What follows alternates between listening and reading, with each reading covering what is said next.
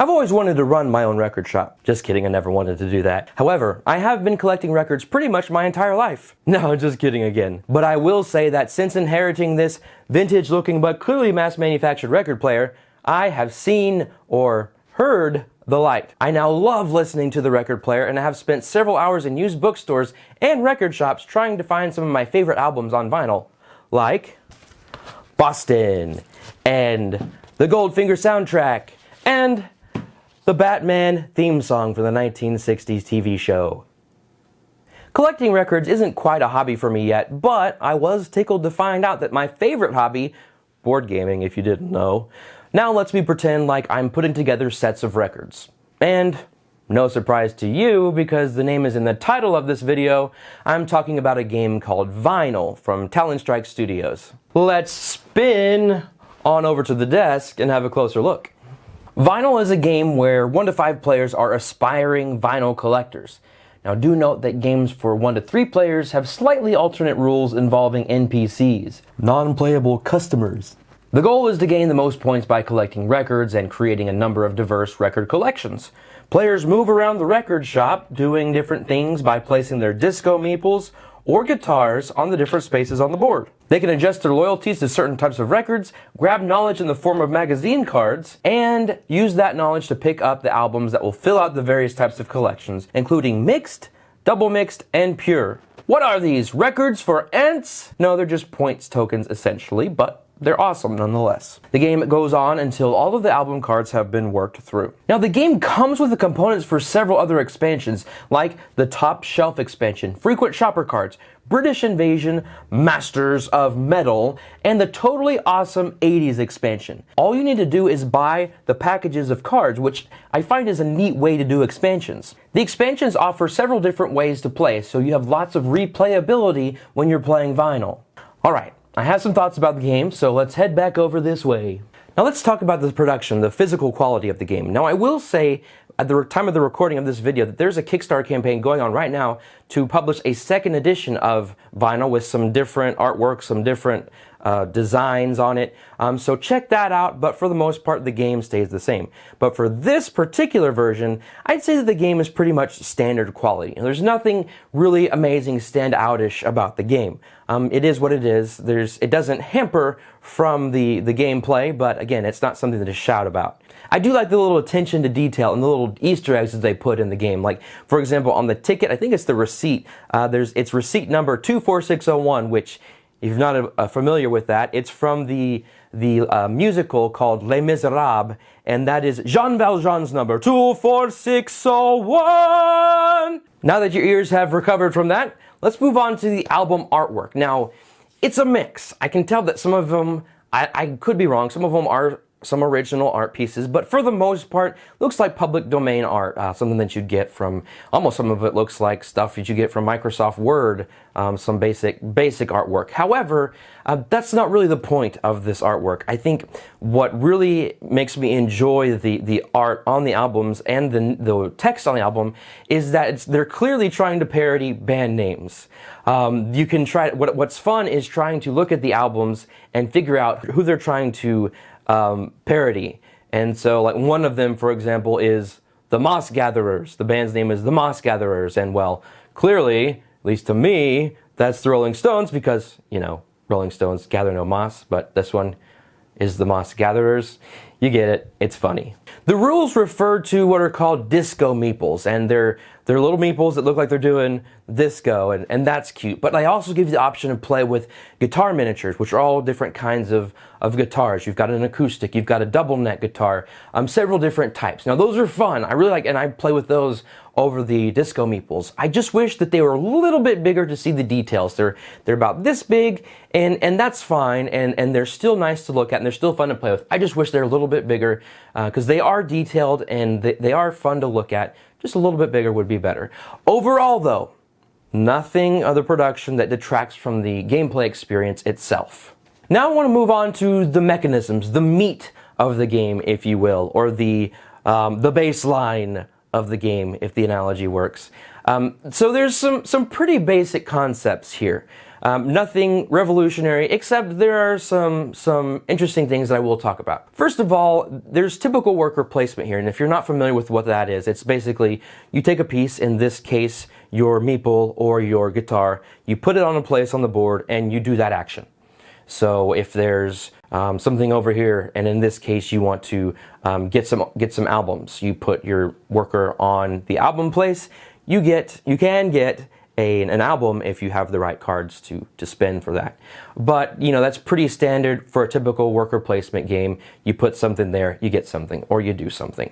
What's unique about this game, and I haven't seen it anywhere else before, I'm not saying that it's not anywhere else, but the way that it's implemented here is very nice. It's called the bump mechanic. You can bump someone, so you've got your main action space, but then beside it is a bump space. So if there's already a person there at the main action space, you can come along and bump them off of it and do the action. Normally, if there's someone on the space, you can't go there until the end of the round and all the workers are removed. But in this game, there's still something you're able to do if you get bumped, if you get bumped off of that main space.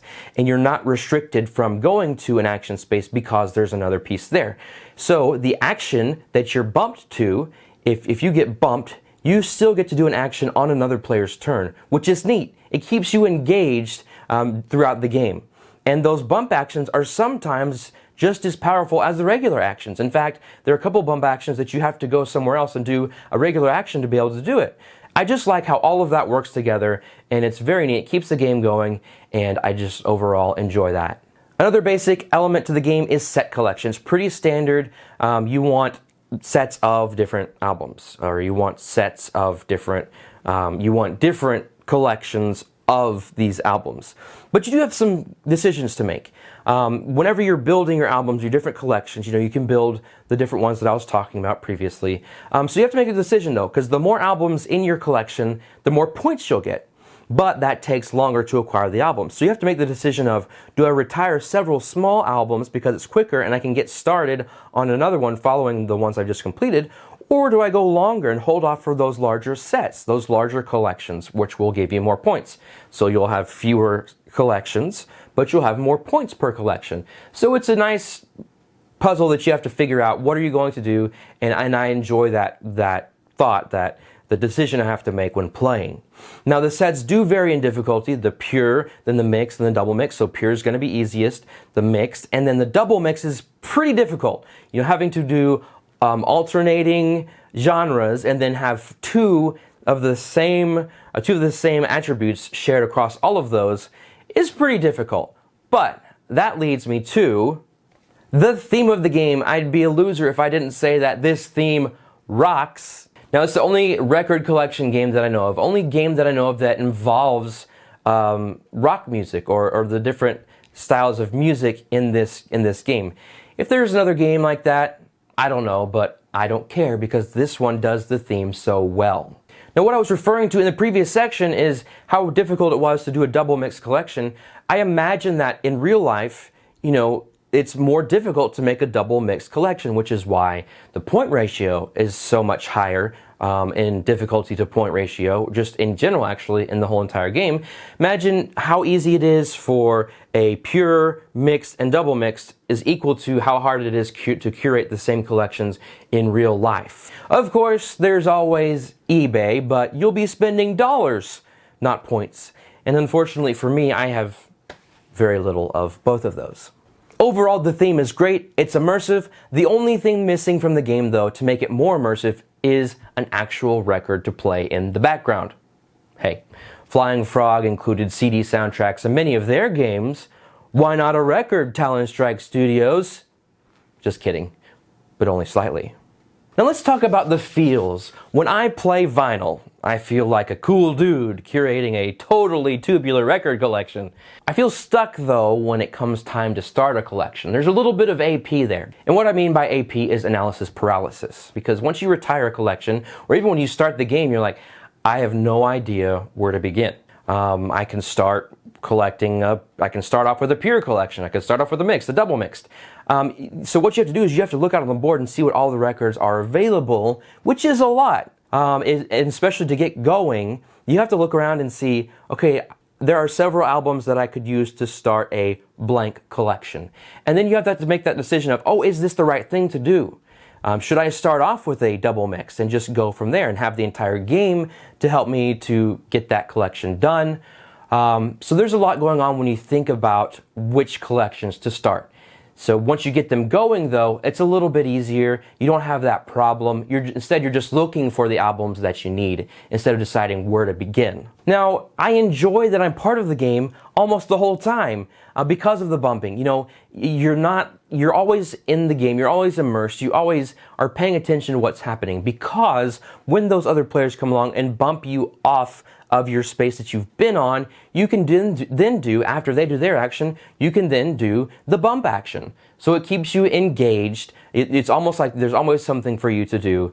And so you never feel like you're just waiting around until it's your turn. And speaking of that, you know, it's pretty snappy. You know, once you get going and once you get those collections going and you know what you're going for, it's pretty snappy. The turns are quick, and quick turns make for a happy Spencer. Who is this game for? Well, I'd say it's a pretty general audience. I don't think that certain people are going to be turned off by this unless, you know, for some reason they're offended by records. There is a slight barrier to learning the game because of what makes up the sets. You know, sometimes it can be confusing of, okay, what is a pure set? What is a mix? What is a double mixed? I know that some players that I've played with have had trouble remembering that aspect of the game. I wish that there was a player aid that showed all the various sets and what are in each set. Now, there is a player aid that does help, but it would be nice for a player aid to be expanded to show, for example, that all the same genre and one shared attribute is a pure collection. Just something to glance at until you get that till you get that committed to memory would be nice. This game is totally for people who like music, all genres, both kinds of music, country and western. That's a little Blues Brothers joke for you. But no, you've got jazz, you've got pop, you've got country, and you have rock. And so even if you don't like any of those genres, you can still enjoy the game because, again, like the album artworks I was talking about, just the game itself is fun and enjoyable. I feel like this reaches a new set of people that are tired of games about fantasy and trading in the Mediterranean. It invites the people that are interested in this theme. In fact, it'd be a great game to introduce certain mechanics, certain aspects of gaming, especially if they enjoy the theme. You say, hey, you like records. Hey, friend, you like vintage music. You like your mass market record player. Come play this game. You're going to enjoy it. There is that one thing about people who are prone to AP might have some issues getting started in their collections, as I mentioned earlier. So if you want to play with someone like that, just warn them, say, hey, just get started on one. It'll be fine. You'll get the albums that you need eventually.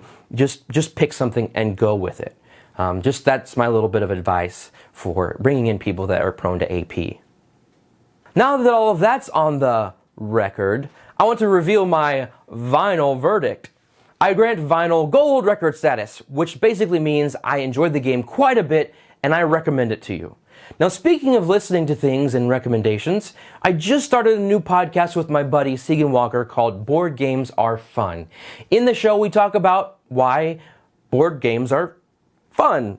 I'd like to invite you to give it a listen. Now, you can find Board Games Are Fun on your podcast platform of choice. I want to thank you so much for watching this video. If you enjoyed it, would you do me a favor of liking the video? And please subscribe to the Lighten Up Initiative and click that little bell icon to be notified when a new video is published. Until next time, don't take the board game hobby too seriously, like flipping the turntable when your opponent takes the album card you want. Just lighten up. Thank